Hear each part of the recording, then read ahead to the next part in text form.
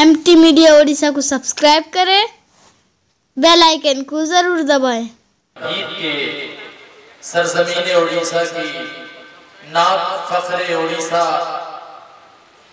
जनाब हजरत अक़दस मौलाना और मुफ्ती सैयद नकीबुल अमीन साहब बरकी शेखुल हदीस मुहतमीम जामिया मरकज़ुल उलूम सोमड़ा को बड़ी अदब के साथ दरख्वास्त कर रहा हूँ, हजरत वाला मसनद पर जलवा फरोज हो और अपनी कीमती बयानात से हम सामाईन को महसूस फरमाएं। आप हजरात से गुजारिश है कि जो कुर्सियाँ खाली हैं, अगर कोई दुश्वारी ना हो तो सामने आ जाए और जमकर बैठे।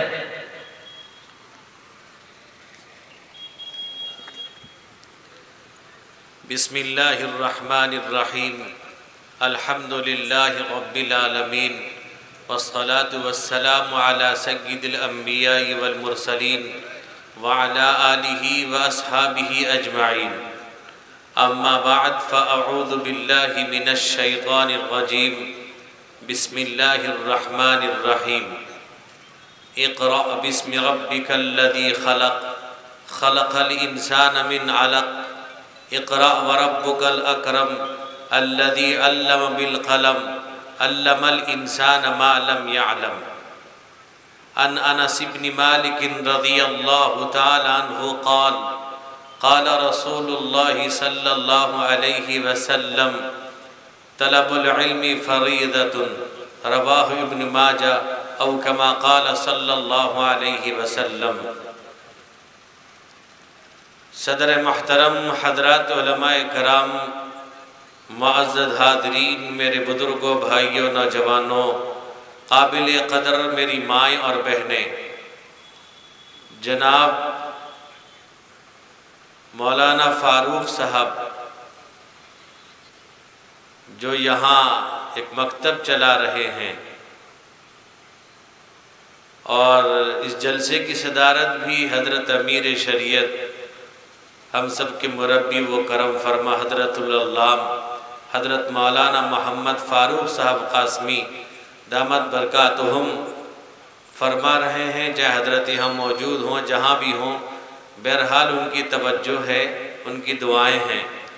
मेरे दोस्तों, अभी आपने हज़रत मौलाना मुफ्ती मोहम्मद जमाल साहब दामत बरकातुहुम से मुख्तसर सही लेकिन कीमती बातें और जो काम की बातें आपने सुनी हैं।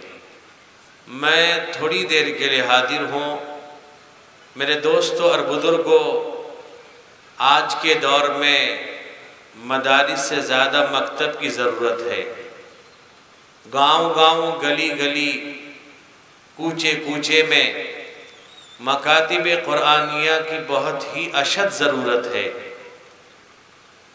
मदारिस अल्हम्दुलिल्लाह जहाँ जहाँ अपनी जगह खिदमत अंजाम दे रहे हैं, बड़ी कुर्बानियाँ दे रहे हैं। मैं आम तौर पे जब मदरसे के कोई ज़िम्मेदार मुझसे मिलते हैं और कुछ लोग ये कहते हैं कुछ नसीहत फरमा दीजिए, कुछ राय दे दीजिए, मैं कहता हूँ कि नसीहत कल जो करते थे हमें तर्के मोहब्बत की, उन्हें कल मैं कदे में महजबी के साथ देखा है। मैं खुद नसीहत का मोहताज हूँ, ताहम फिर भी मैं कहता हूँ कि अल्लाह के बंदे, पैसों से ज़्यादा बच्चों का चंदा करो और गली गली, कूचे कूचे में जाओ, वहाँ लोगों को दीनी तालीम की अहमियत पर और दीनी तालीम से मोहब्बत, उसकी तरगीब और तरहीब के ज़रिया से बच्चों को अपने इदारे में, मकतब में लाओ।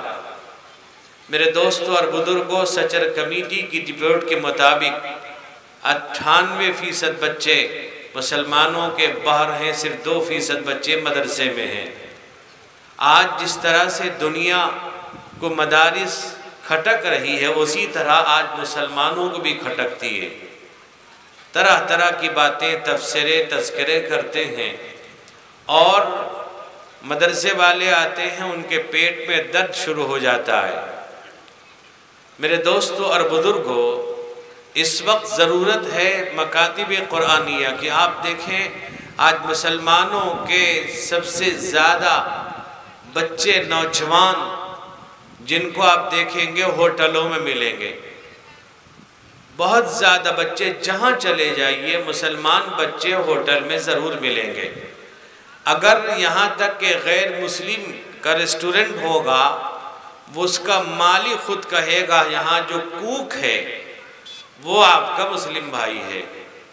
یعنی مسلمان اس پر زور تو دے رہا ہے، ذرا سا ہوشیار بچہ ہوا اس کو فوراً ہوٹل کا راستہ دکھاتے ہیں، اور وہ جب جاتا ہے یا حیدرآباد یا کہیں تو وہ میڈ ان حیدرآباد مذہب اور اسلام لے کے چلا آتا ہے. اپنی مرضی کے مطابق گھر کی زندگی کو تبدیل کر دیتا ہے. میرے دوستوں اور بزرگوں، علماء سے دوری اختیار کرتا ہے. اگر یہ مکاتب قرآنیہ ہوں گے، آپ عصری تعلیم دلائیں، خوب دلائیں، بڑی سے بڑی ڈگریاں دلائیں، لیکن بچے کو دیندار بنائیں. اگر وہ دیندار بنے گا تو انہی مکاتب کے اندر، مدارس کے اندر بنے گا. اس کے بعد اب آگے کی تعلیم آپ دیں گے تو بچہ کل کو اس کا دین باقی رہے گا، اس کا ایمان باقی رہے گا، اس کا تعلق علماء سے رہے گا، اللہ کا ڈر، اللہ کا خوف اس کے دل کے اندر رہے گا. آج تو علماء سے زیادہ میرے دوست بزرگوں لوگ فتویٰ دے دیتے ہیں، اور امام سے زیادہ مقتدی، امام کیا فتویٰ دے گا، مسئلہ بتائے گا، مقتدی فتویٰ دینے لگتے ہیں، اور مسائل پر وہ بلا وجہ بحث کرنے لگتے ہیں. اس کی واحد وجہ یہ ہے کہ دینداری ہم یہ سمجھتے ہیں ٹوپی داڑھی کا نام ہے. میرے دوست بزرگوں، قرآن پاک کی صحیح تعلیم حاصل کرنا ہم پر ضروری ہے اور فرض ہے. تو دینی تعلیم کا حاصل کرنا انتہائی ضروری ہے.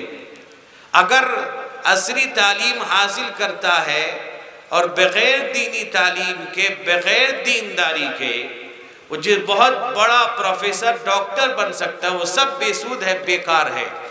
وہ علم اس کا دنیا میں رہ جائے گا، آخرت کے لیے کچھ باقی نہیں رہے گا. اور یہ دینی علوم جو ہے یہ دنیا کے لیے بھی ہے اور آخرت کے لیے بھی ہے. میرے دوست بزرگوں، جو علم آپ کو دنیا میں بھی کام دے، آخرت میں بھی کام دے، ان علوم سے ہمارا دوری اختیار کرنا یہ بہت ہی خطرناک بات ہے. اور مکتب کی ذمہ داریاں گاؤں کے لوگوں کی ہونی چاہیے. ادھر ادھر پیسے برباد ہم کرتے ہیں، اور یہاں تک کہ بہت سی جگہوں میں آپ دیکھیں گے اماموں کی تنخواہوں پر بہت سی بات ہوتی ہے. اماموں کی تنخواہ جہاں دینے کی باری آتی ہے، گاؤں کے لوگ یہ کہتے ہیں محلہ چھوٹا ہے، تعداد کم ہے. اسی چھوٹے سے محلے میں اگر آپ ایک شادی میں چلے جائیں گے، ایسا لگے گا کہ بہت بڑا کوئی یہاں پر غیر مسلموں کا کوئی جاترا ہوتا ہے، جسے کہتے ہیں کوئی شو ہو رہا ہے. ہر چیز خرافات کرتا، اس کے لیے پیسے ہیں، لیکن دینی تعلیم کے لیے، مکاتب قرآنیہ، مدارس کے لیے، علماء ائمہ کے لیے اس کے پاس پیسے نہیں ہیں.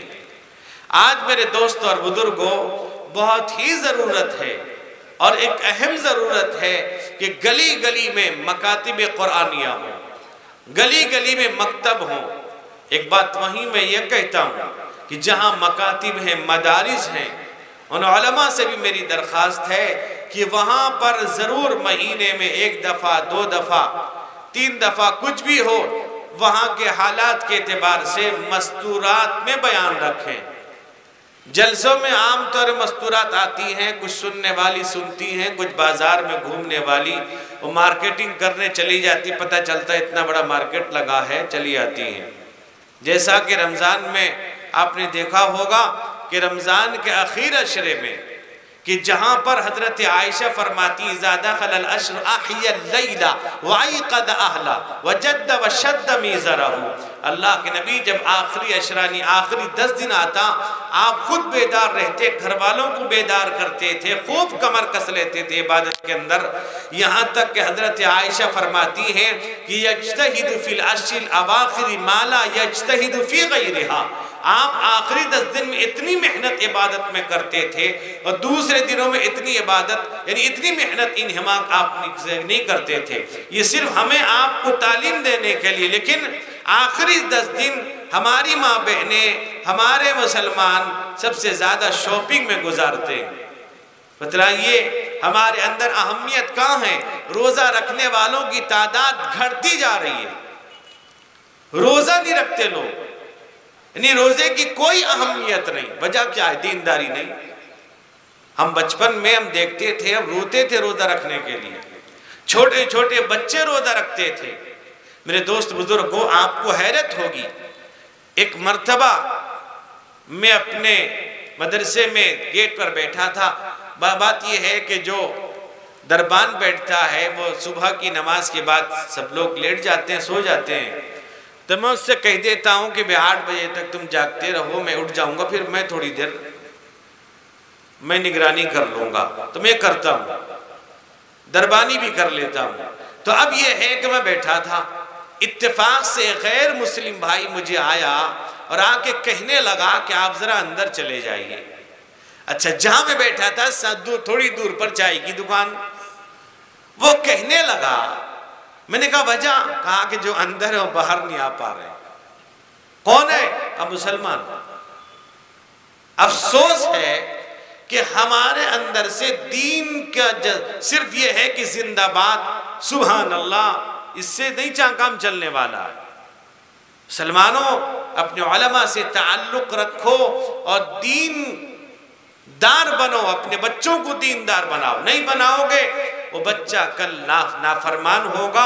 اور ہوگا یہ ہے کہ میرے پاس ایک صاحب رو کر کہنے لگے کہ میں نے اپنے بچے کو 70-80 لاکھ روپے خرچ کر کے پڑھایا تھا، اور بچہ ایک بیٹا میرا اپنی بیوی کو لے کر الگ ہو گیا ہے، ہم بیوی الگ ہیں. وجہ کیا؟ وہ خود کہتے ہیں. آخر میں کہنے لگے اس کا قصور نہیں، قصور میرا یہ ہے کہ میں نے اس کو دین نہیں پڑھایا. آپ یہی کہتے رہ جائیں گے. آج ضرورت ہے. آپ دیکھیے دنیا کے اندر بہت سے مذاہب موجود ہیں، لیکن پوری دنیا ان کے پیچھے نہیں پڑتی ہے.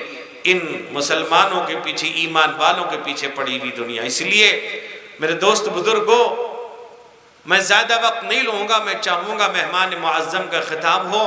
اب میں آپ سے ایک ہی درخواست یہ کروں گا کہ اپنے بچوں کو خوب پڑھائیے، خوب لکھائیے، لیکن ان کو دیندار بنائیے، مکتب سے جوڑیے اور مستورات میں علماء کا بیان کروائیے. میں نے محسوس کیا کئی جگہوں پر، اور ہمارے یہاں جہاں بنات مدرسہ وہاں بھی، اور کئی جگہ، اور ہمارے حافظ عتیق الرحمن صاحب قاری صاحب کے گھر میں بھی مستورات کا بیان ہوتا ہے جمعہ کے دن. تو اس سے بڑا فائدہ ہوتا ہے. میں ایک جگہ گیا، یہاں سے تقریباً 200 کلومیٹر دور میں صبح پہنچ گیا تھا. تو میں یہ کہا کہ ایک کام یہ کرو کہ آج ظہر کے بعد مستورات میں بیان رکھ دو. وہ کہنے لگا جلسے میں آئیں گی. میں کہا وہ انڈا چوپ کھانے آئیں گی، آپ یہ بیان رکھائیے. پہلی دفعہ ان کے سردار نے مجھ سے کہا، کتنی عورتیں آئی تھی، سب رو رہی تھی. کہا کہ اچھا یہ بات بھی دین کے اندر ہے. اور جو نہیں آ سکی تھی وہ رونے لگی کہ ہم شریک ہونا چاہیے تھا. اور انہوں نے ہم سے کہا کہ آپ جب بھی آئیے گا تو پہلے سے آ جائیں گے تو مستورات بیان رکھیں گے. تو میں نے ان سے یہ کہا اگر رات میں آپ جلدی مجھے بیان دیں گے تب میں مستورات کے بیان میں آ جاؤں گا، لیکن یاد رکھیے جمعرات جمعہ ہونا چاہیے، چھٹی کا وقت بھی ہونا چاہیے، کیونکہ پڑھانا رہتا ہے، پریشانی ہو جاتی ہے. تو بہرحال میرے دوستو، جناب مولانا حافظ فاروق صاحب نے یہ جلسہ اور ان کے یہاں کے نوجوانوں نے، بزرگوں نے جس محبت کے ساتھ تعلیمی بیداری کے لیے قائم کیا ہے، یہ بہت ہی بہترین پروگرام ہے. اس طرح کے پروگرام اور تعلیمی بیداری کے لیے جگہ جگہ، یہ نہیں کہ اتنا بڑا مجمع ہو، کھانے کا انتظام ہو، جگہ جگہ تھوڑے لوگ ہوں، بیٹھ جائیں، ایک عالم صاحب کو بلا لیں، قریب میں کوئی عالم ہے، وہ دینی تعلیم پر کچھ بات کہے، لوگوں کو بتلائے، نماز کا طریقہ بتلائے. کتنے لوگ ہیں جو وضو کا طریقہ جانتے ہیں؟ آج کورونا وائرس کے پھیلنے کی وجہ ایک یہ بھی ہے، ہم وضو صحیح نہیں کرتے ہیں. جس دن سے وضو صحیح کر لیں گے، صحیح معنی میں سنت کے مطابق، میرے دوست بزرگوں، اگر اسباغ علی الوضو ہم نے کیا، یاد رکھیے بہت سی بیماریاں ختم ہو جائیں گی. وضو کا طریقہ پتہ نہیں، ٹیپ کھولا بس وضو کر لیا. فقہا لکھتے ہیں کہ مکروہات کے بحث میں الاسراف فی الماء والتقتیر فی، پانی ایک دم زیادہ خرچ کرنا بھی مکروہ اور کم خرچ کرنا یعنی 1 لوٹے سے کم بھی یہ مکروہ ہے۔ کون اس کا خیال کرتا؟ لہٰذا وضو کا طریقہ سیکھیں علماء سے، یہ نہیں کہ ہم دیکھتے ہیں وضو اس طرح کی جاتی ہے لوگ کرتے کر لیا، علماء سے پوچھیں ہاتھ کس طرح دھلتے ہیں، ناک میں پانی کیسے چڑھاتے صاف کرتے ہیں، کلی کس طرح کی ہر چیز علماء سے پوچھ کر کریں۔ حضرت حسن حضرت حسین رضی اللہ عنہما دونوں جا رہے تھے، دیکھا ایک بڑے میاں داڑھی سفید ہو چکی ہے، وضو کر رہے تھے لیکن صحیح وضو نہیں کر رہے تھے، سنت کے مطابق نہیں کر رہے تھے۔ اب یہ چھوٹے تھے، دونوں گئے اور جانے کے بعد کہا کہ بڑے میاں سے یہ ہم دونوں بھائی ہیں، میں کہتا ہوں میں اچھی طرح وضو کرنا جانتا ہوں، یہ کہتا ہوں میں اچھی طرح وضو کرتا ہوں، ہم دونوں وضو کرتے ہیں، آپ دیکھ کے بتا دیجئے۔ کیوں؟ اس لیے اگر وہ کہیں گے، وہ کہے گا اچھا تم مجھے سکھانے آئے، میں 50-80 سال سے کر کے آیا ہوں۔ ایک مرتبہ ایک جگہ میں گیا جنازے میں، تو لوگوں نے کہا حضرت مولانا امیر شریعت بھی زندہ تھے، حضرت والی صاحب بھی زندہ تھے، تو کہے کہ وہ جو معتکف ہے کہ جنازے میں شریک ہو سکتے ہیں باہر نکل کے؟ میں نے کہا اعتکاف ٹوٹ جائے گا۔ کہتے مولانا اسماعیل صاحب کہتے تھے ہو جائے گا۔ مولانا حیات سے میں نے کہا کہ میں نے جہاں تک پڑھا ہے وہاں منع لکھا ہے، مولانا کا علم بہت بڑا ہے۔ پھر میں نے حضرت مولانا سے کہا کہ جھٹا ہے بے وہ، یعنی مولانا موجود ہیں، حیات سے وہ کہہ رہا ہے۔ افسوس اس بات کا ہے۔ اعتکاف، اب بات آگے ایک بات بتا دوں، اللہ کے نبی نے فرمایا من اعتکف عشرا فکان حجتین و عمرتین، کوئی غریب ہے موت نہیں جا سکتا حج میں، میں کہتا ہوں اللہ کی توفیق سے آدمی جاتا ہے، دعا مانگ کے دیکھو، 2 حج 2 عمرے کا ثواب ملتا ہے۔ اعتکاف کرنے کے لیے تلاش کیا جاتا ہے، چچا تم بیٹھ جائے، تمہارا تو کوئی کام نہیں، کہتا ہے میری بڑی گھر میں ہے گی چھوڑے گی، یعنی حال یہ ہے۔ حضرت مہمان معظم تشریف لے آئے ہیں، بہرحال ان مکاتب کے قیام پر بات ہو رہی تھی، بہرحال آپ اس کا خیال رکھیں، علماء کے ساتھ رہیں، مکاتب کی اشد ضرورت ہے، مدارس کے لیے اب مکتب کی ضرورت ہے۔ اللہ تعالیٰ مولانا فاروق صاحب نے جو کام شروع کیا اللہ اس میں ترقی عطا فرمائے، انہیں قبول فرمائے، ہم سب کے اندر اللہ اخلاص پیدا فرمائے، اللہ تعالیٰ علماء کی مدارس کی حفاظت فرمائے، اللہ تعالیٰ دارالعلوم دیوبند کی حفاظت فرمائے۔ اور اسی طرح سے آپ جانتے ہیں کہ نائب امیر شریعت، نائب صدر جمعیت علماء اڑیسہ حضرت مولانا ابو سفیان صاحب بیمار ہیں، ہاسپیٹل میں ہیں، دعا کیجئے اللہ تعالیٰ حضرت مولانا کو اور ہم سب کو تمام علماء کو اللہ تعالیٰ شفاء کاملہ عاجلہ مستمرہ دائمہ عطا فرمائے۔ وما علینا الا البلاغ۔ جزاک اللہ خیر۔ اگر ویڈیو اچھی لگی تو لائک کریں اور تمام دوستوں کو شیئر کریں۔